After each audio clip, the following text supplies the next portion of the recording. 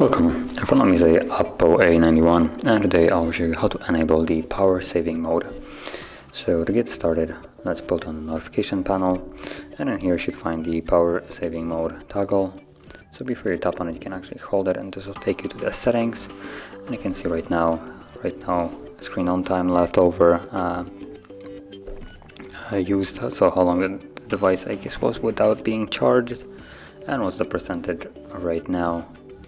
And from here you can also tap on the power saving mode right here, and you have the power saving modes just to enable it, the automatic one, which will enable when the device is lower than 60%, which would mean that it will probably enable soon, considering we have only like 1% left, and turn on at specific battery levels. So this would, I guess, allow you to choose a specific one, at which point it will be enabled.